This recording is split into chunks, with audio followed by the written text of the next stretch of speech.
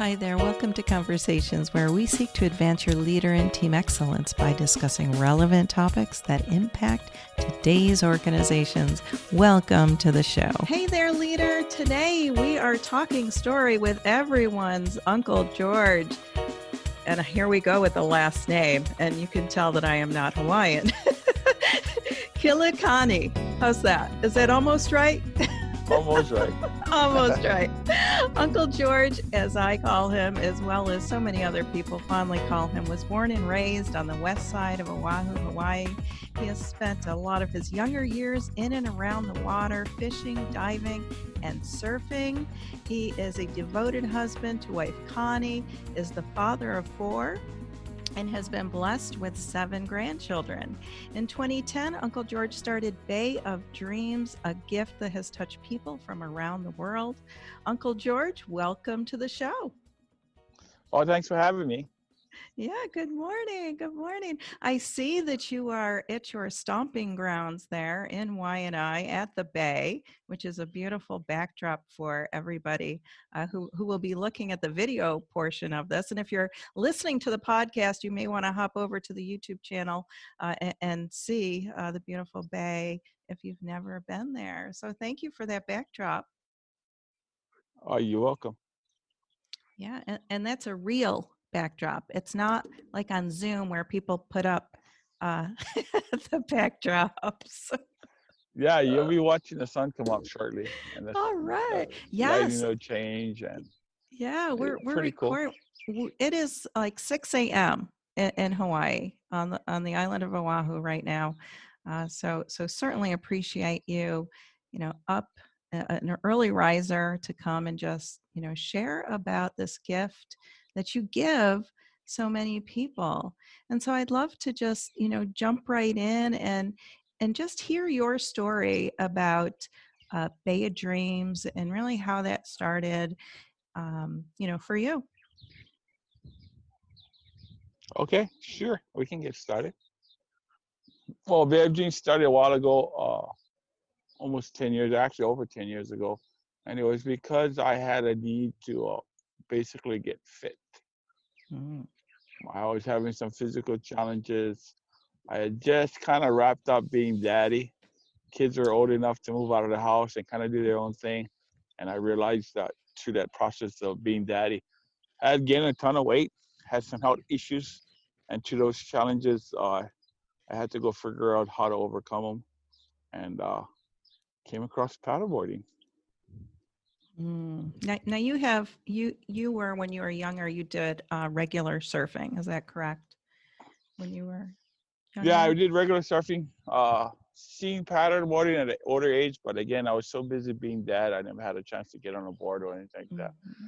So my intent when I did decide to get into paddleboarding was not to paddle around the bay and look at the fish and the turtles, was actually to figure out at my 300-pound size how I can get a paddleboard into a wave. I wanted to figure out how to surf with it. I didn't want to just paddle around. And I understood that at that weight, I couldn't get a normal size surfboard into a wave by just paddling with my hands. So I had some canoe background. I had some a lot of surfing background. So I kind of put the two together, the paddling and the surfing.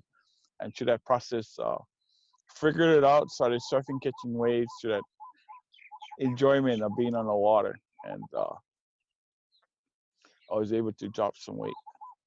Yeah, which changed my is life, awesome. basically. And it did change your life, not only for, the physical sense and all that you accomplished with that, but then just leaning into what you learned and what you experienced and then sharing it with others, right? Yeah. So if you move forward a little bit, what had happened, it was I was actually sitting in a discipleship class here.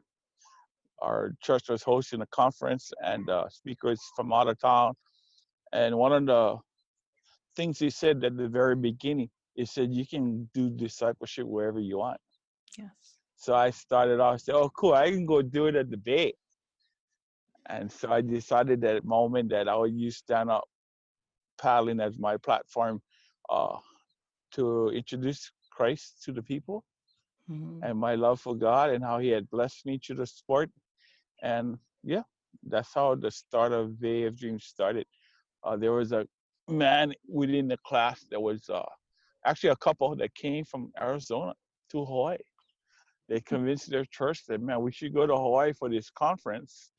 And Not a bad they deal. showed up, and I had him the conference from Monday to Friday.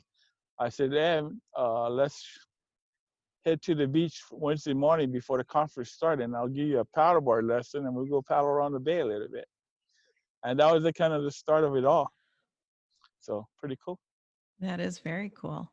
Yeah, I know that, I had just the joy of living on the island of Oahu for about 4.5 years. And I remember hearing about paddleboarding, Uncle George, and and I'm like, I'm gonna just have to reach out and check that out. And I remember going to your Facebook page, the Bay of Dreams Facebook page, and it said all you need to do is reach out and ask Uncle George, Uncle George, would you give me a paddleboard lesson? And I Yeah, found that that, was yeah, I just found that just so interesting that somebody would just give. I mean, that is just a servant's heart if I have ever, seen one.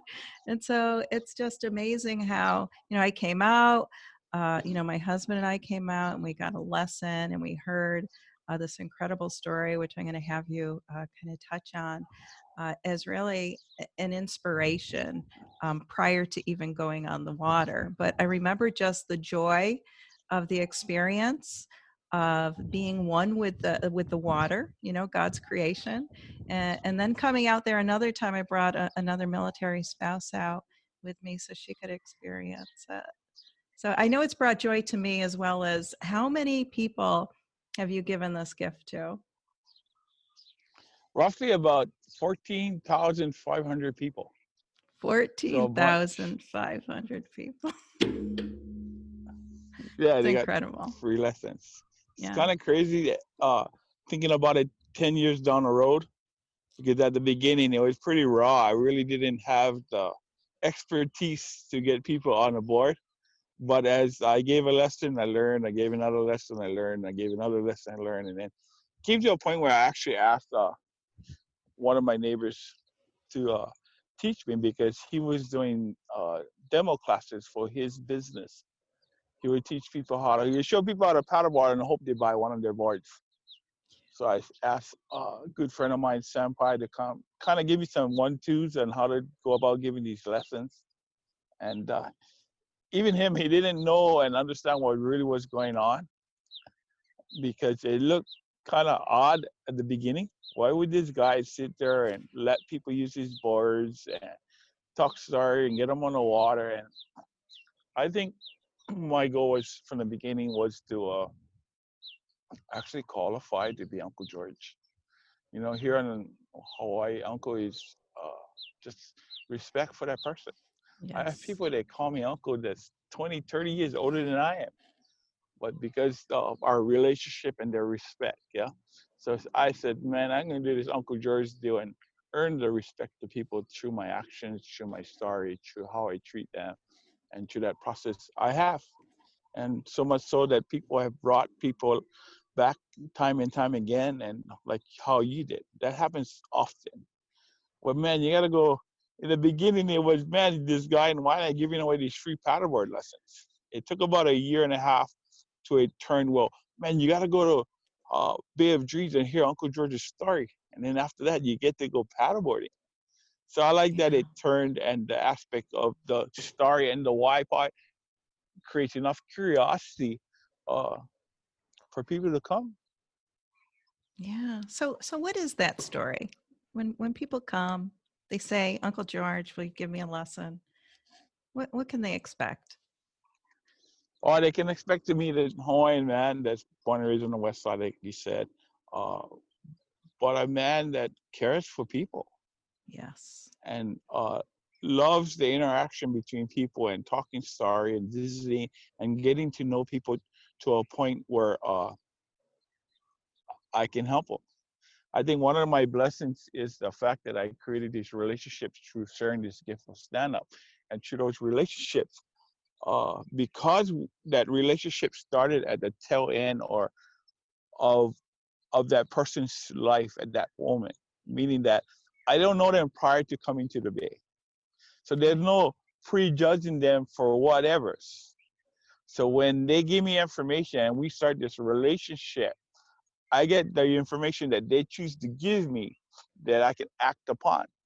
I think so often in lives when we have family members or people that we grew up with, that has an interpretation of how I should be many years down the road, but they actually haven't been with me all that time. So why should they use that to make a decision on how I'm going to turn out?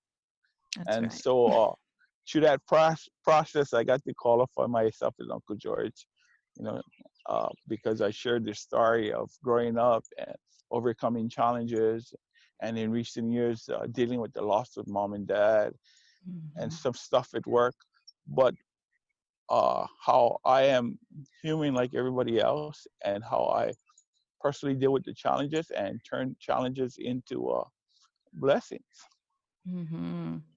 And that's so important, and as leader, we are to develop relationships. We are to use our gifts, to help others and encourage. So I think the goodness of or whatever I am called is to value to the world because I am that. I'm just a Hawaiian man from Nanakuli.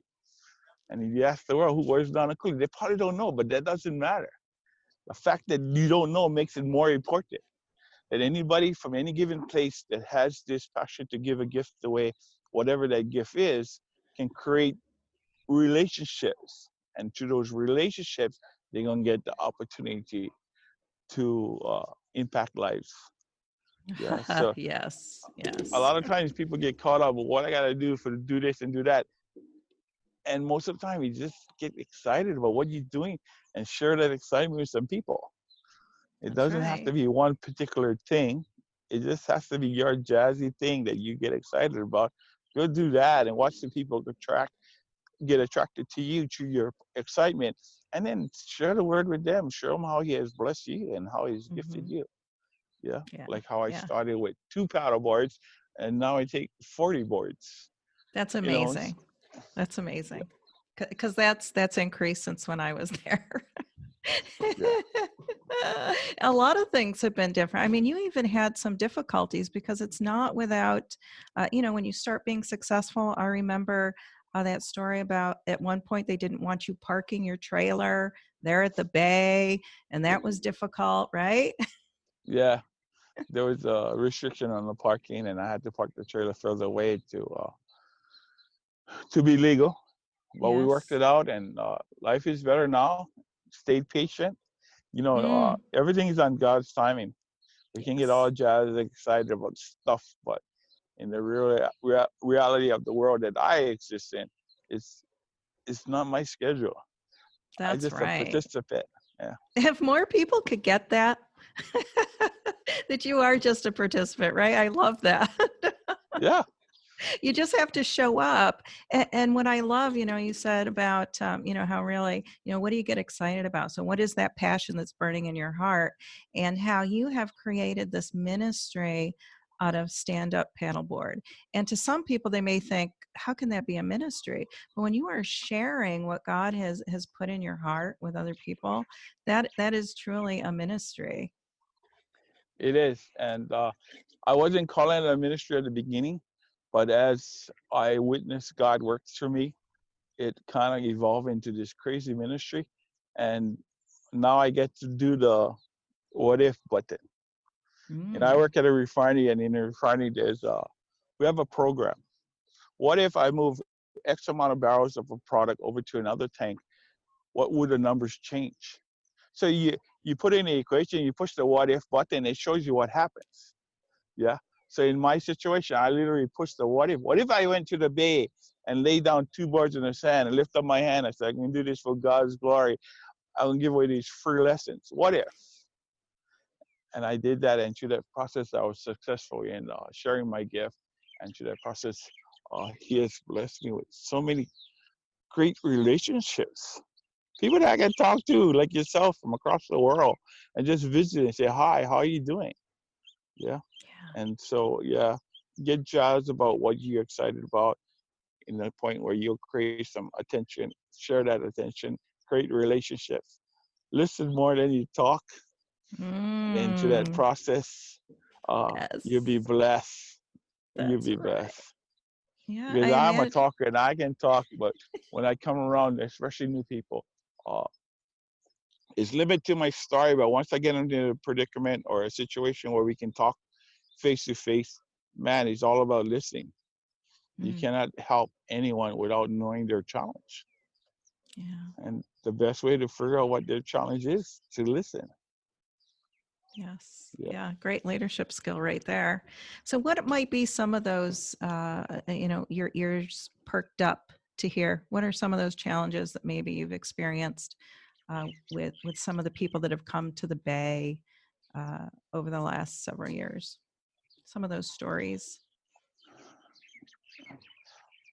I think a lot of the challenge in this day and age is the fact that most people, because of technology, because of what we have available in this world, have too many options, and they don't know what to really do, what to pursue, what to go get a hold of, what degree to get, and how to do this and how to do that.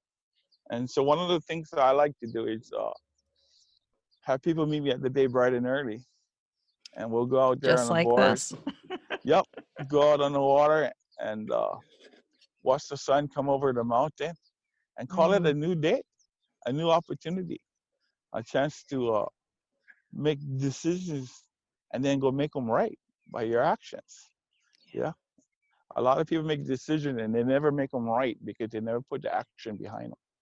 They mm-hmm. just say, I can go do this, but they never really do it because they never put any action behind it. But I think we have a responsibility once we make a decision to go make that decision the right one by our actions. Mm-hmm. And so I Yes. think a lot of people recently uh, are trying to still feel their way, regardless of their age, because they never found their purpose or they never got really connected to something that drives them to go do something. And it's kind of weird that I did say that we're part of this piece, but if you understand from the get-go that you're part of one process and we're being used to achieve this amazing thing, it becomes easier and to get in the word and to follow God's message and to understand his purpose for you. And I think Yeah. more people should take quiet time and go ask him, God, what am I supposed to be doing today? Mm-hmm. What am I supposed to do tomorrow when this thing unfolds and I can go out of my house? What's happening? Yes. I tell people all the time, I said, if you have an issue and you have a situation and God had to literally sit you down because of that challenge, whether it's a car accident or a virus or something, you should spend some quality time figuring out why did he sit you down? Why did he pause your life so dramatically to get your attention and therefore find that answer? Something must have Yes. been going awry. You know, Yes. I'm blessed. I've been working throughout this whole process.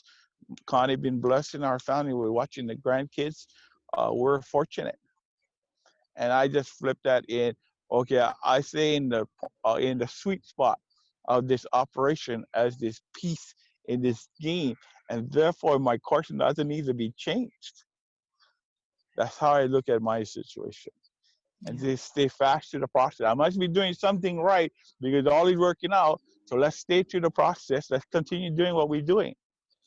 And a lot of people don't realize that when they're put on pause for whatever reason, that pause was to allow them to figure out what truly they needed to be doing with their life because they're not on the right track. That's right. Yeah. I think this is a time of correction Yeah. where if you do lean in and ask yourself those questions that you just said, what am I supposed to be doing with my life? How can I be more obedient to the call? Am I hearing the call? Right? Sometimes we don't hear the call of God because we're not tuning in. We're not getting quiet like you talked about. And the Bay is certainly a beautiful place to be able to connect with God. Yeah, I See, you're agree. famous. They're all your fans are coming around you. I can hear them. Well, do you have a morning gang? I was actually trying to find a quiet spot so that we can have some quiet time. But what had happened is it's a little bit breezy, so I'm kind of behind a big tree to block the Oh, wind from the nice. speakers there. And so the locals are getting up, I guess. Yes. Good morning, Hawaii. Yeah, yeah, yeah. But it's all good. It is all good. It is all good. I love it. I miss Hawaii so much. My husband Paul and I were thinking about coming there. We just celebrated our 10th wedding anniversary, and we thought about coming back, this year. But now this year is kind of, a different year, which is okay. But it is on my radar to come back and just allow myself to just embed myself once again in the culture of Hawaii, even if it's for a week or 10 days, and just soak that up, because there is something about the people of Hawaii. It is a melting pot of different cultures, but it is just. It's like when I moved off island, it was like, oh, people beep their horn. It was a very different culture and lifestyle, where the island of Oahu just allowed me time to um, get peaceful within myself. And there's just something very, very special for me, and obviously for you, because you're still there and you're able to, share this ongoing gift with, over 14,000 people, which is amazing. Yeah, we're Yeah. blessed that growing up here in the islands was the fact that the person you're talking to might be related. That's So you true. better be nice. That's a And as great you get lesson. as you get older, people would ask us as kids if we were acting up and acting stupid, who's your mother? Who's your father? Then we got more afraid because if they go tell mom and dad what's up, we might get in trouble. So you just came to the assumption that everybody's related and they might know your parents, so you better be good. That's right. But we can go further in that. We are all God's children, so in fact, we are all Exactly. related. So Yep. let's treat people kindly with compassion, and you know I all agree. the all the good things that we're called to be doing. Uh, well, what keeps you going back? I mean, I know that you do this, when you're not working, you're showing up, you are delivering the message that you have, you're giving these paddleboard lessons for free. So, what keeps you coming back? I think uh partially because I started late, you know, just Monday. Today's Wednesday. On Monday, uh you might have heard of Willie K. He passed away of cancer at the age Mm, of 61. mm, And he's a great entertainer, and he had a lot of great music, and he touched people through his music, through his gift. And I think he got started when he was a young kid, but he never got known until he was in his 30s. I started when I was 49 here. I'm 59, coming up on 60 years old. It seems like the balance is off, meaning that prior to 49, yeah, I was a good dad. I was a good person. I never really did anything bad to anybody, but I really wasn't doing God's work. mm. So I think once you get caught up in this process of doing God's work, it's kind of hard to put a timestamp on it, to put a label on it, to put, or what time, when do I punch in? Or when God needs you, that's when you punch in. Yeah. That's And right. so I get jazzed about the fact that he's still using me. So therefore, I get excited about the potential of that one person.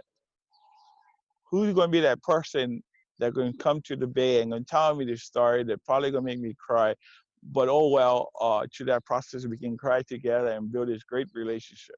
You know, Mhm. because again, I honestly feel like I'm this tool or this vessel that God uses and the Holy Spirit uses to touch these people in a special way. And if I don't show up, man, they might miss the turn. Mm. If I don't show up, they might miss their window. I might be the person that they were supposed to seek for the last 10 years. I don't know what the outcome is. Yeah? In my line of work, I work in a refinery. I've been there for 23 years. In the beginning, we talked about incidents and how in the olden days, is because of no safety regulations, people are dying in refineries. Mm. So they did this study, and I like to use this study because it was a study, and they said that in catastrophic event, there are 7 things that have to happen before the place burns down. So our goal in life is to get it to the top 5, 6 things before it really burns down. So you're watching for incidents, you're watching for misalignment, you're watching for stuff that's incorrect on the way to 7, and every day you hope you never get to 3 or 4, but you're looking for those numbers so nothing aligns to make it messed up. So if you flip that up, you flip that backwards, like in our situation, what many moves, how many videos, how many stories, how many times you had to go on Facebook for us to get into this conversation? Yeah. So if you put that in perspective, if that person is sitting in front of you and you have an opportunity to influence that person in a positive way, what did God do in their life to get them sitting in front of you? Mm. And to me, that's kind of crazy to think after I sit with people, how they came halfway across the world and they were sitting in on cafe in Canada, and the guy across the table said, "Oh, you guys going to Hawaii? You guys should go see this guy, Uncle George." That's exactly how it works. And they end up at the Bay, and I have this responsibility that I'm excited about to share this story. Over the years, my story is getting longer. Stuff happens. And there was a point in my time where I was editing my story. Mm. Then the Holy Spirit came over me and said, "Stop that." Yeah. And then I realized that how am I to determine why God sent them and therefore edited my story, and they might miss what God sent them for. That's right. So I I started totally agree with telling the that. story because they were sent to hear my story in its entirety, and to that process, uh, I have continued to touch people. Mm-hmm. And one of the things we like to do in Hawaii, we like hugs. Yes. And you get some nice hugs from women because they practice all the time. Yes, we do. But man, I get some hugs from these men of men, Marine Corps guys, hardcore men, and they hug me in a way that is just so special. You know, to break down a person, a male of that stature, and get them to turn in a conversation. In an hour's time, people have returned and hugged me in this special way because first they heard my story, and then they got to experience their quiet time. And the whole cycle of events that happened within an hour and a half changed people drastically. And I become this Uncle George person that I really wasn't intended to be, but I am. And I Well, think I think you that's are special. intended to be that. God definitely chose you to be that. And so you may not have thought that you would be, sitting there at the Bay and we'd be having this conversation all these years later. But it's no surprise to God. And that's the amazing thing about him, and how when we allow the Holy Spirit to really guide us, when we lean in and start listening as to, why are we here? And as you said, let's not edit our stories, because we've learned and we've grown from our stories. People can relate to us when you start opening up, and your life isn't about perfection. It's about struggle, because every life has some struggle. And it took me a long time to get that. For the longest time, I thought there were perfect people, perfect families, perfect work situations. And then as I got older and really started to experience life more fully, through my Christ walk especially, I learned that we're all here and we all have challenges, we all have struggles, and we're here to help support each other through those times, and then be able to, as you said, glorify God in the process by, coming out the other side, a stronger human being. Yeah, exactly. Yes. Aw. Well, how else are you finding your story helping people? Like, is there anything in particular that maybe you want to just, um, as we close, just leave the audience with, as far as your thoughts around Bay of Dreams or. Well, one of the things that added to my story that happened to me recently was the passing of a coworker. Young Mm, man, mid-30s, father of four, making a ton of oh money. gosh. Oh, And when that happened, it kind of reminded me of my mom. Why? Because back in the 60s and 70s, life was different. We weren't in a Christian house, and my mom was getting abused by her husband, my dad. mm, And it was internal, so meaning that everybody in the house knew. But when mom left the house, because of the culture back then, she physically fixed herself up. She makes her look good. She took care of herself so that whole wide world never knew that she was getting abused. To this day, yeah, most of the people, most of the family never knew. But we grew up in the house, we've seen it. Yeah. Uh, and so one of the things that I'm sharing through that process of the grief of losing mom, and then what was her gift, what was her message that I needed to share with the world, was that people can look good, smell good, but on the inside be messed up. that's true. And so my coworker was in the same situation, and we was working one day, and I got to visit with him. He came to fix some equipment in my area and talk about fixing some stuff. We visited about the equipment, but we never talked about our lives. Shortly after that, he was overcome by his challenges in his world, I guess, and he took his life. So at that point, I made a decision that I'm gonna ask people, regardless of their appearance, regardless if they make me uncomfortable, more so, I should ask them, "How you doing?" And I started asking people time and time again, "How you doing?" And through that process, a lot of the times you will come out, "Oh, nobody ever asked me that."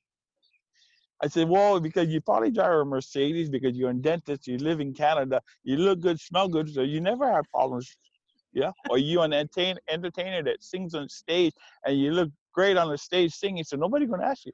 But Uncle George would ask them because those are the people that make me feel uncomfortable. And they turn around and start sharing the issues and challenges. Why? Because just like everybody else, uh, they're human. They have Yes. challenges. And so I got in this box, I guess, soapbox, and I got caught up in this whole middle class situation. The middle class situation is this: we all part of this group of people. We may not know each other personally, but we have the same challenges. First of all, we're not gonna get nothing for free because we make too much money. But we don't make enough money so we have all the happiness we desire in our lives. So when those people, those guys are banging their head against the wall, they're trying to make it for their family, trying to feed their family, pay the bills, get a nice house, and having a hard time. We, as partners in this challenge, should go across to that person and say, "How are you doing?" Hmm. Just so that person knows that somebody in this whole wide world cares enough to ask them, "How are you doing?" Yeah. And mean it. And and And mean mean it. it. And And mean listen again. Close your mouth. "How are you it. doing?" Close your mouth. That's right. And listen and hear their issues and challenges. And it's so Hmm. simple. And then follow that up as you build your relation with that person to, okay, can I pray for that? Hmm. Do you mind if I pray for that? Oh, by the way, I prayed for that. How is it going? You know, because Yeah. you know insight to somebody's life because you created this relationship because you didn't ask them how they're doing. Hmm. Yeah. And so lately I've been using that a lot of the day, uh, sometimes a little bit uncomfortable. But at the end of the day, it all works out. The good things are never comfortable. People don't That's realize right. that. Getting stronger, lifting weights, running around, paddling the canoe to get faster is uncomfortable. But man, when you get those victories are tremendous. So you Yes. kind of got to do what you got to do That's to right. get that victories in life. And sometimes you got to just sit down and say, man, I don't know enough about this person to make me feel comfortable about walking away let's just ask them how they're doing. Mhm. That's a good message right there. I think for everybody on this call to, especially Yeah, in during this these day and these age, times, yeah, right? It's like, we ask that question, how are you? How you doing? But then, like I said, really mean it. And I believe that in your heart, you do mean that. And when you're asking, you're looking for a truthful response, not sugarcoating it or editing our life, like you said, in the response, but actually coming up and saying, yeah, well, you asked how I'm doing. I'm going to tell you. And like you said, yeah, you wait and you listen, and then you're able to establish that relationship with that person. yeah, yep, yep. Oh, well, Uncle George, this has been fantastic. I have enjoyed talking story with you and finding out a little bit about, more about what you're doing and really being able to give you a platform to talk about Bay of Dreams, to talk about why it's so important for you to continue to show up at the Bay and for you to just continue to bless people through what has become a ministry through Hmm. stand-up paddleboarding, which is fantastic. Well, I appreciate you taking the time and having me on and talking sorry. I really enjoy talking sorry, and I don't do it often enough with people far away. Yeah. Well, I'm glad that we had the opportunity today. So thank you so much. You're welcome. All right. And we'll see you soon. Bye-bye. You take care. Until next time, this is Dr. Kelly Whaley. Keep doing great things because our world needs leaders like you.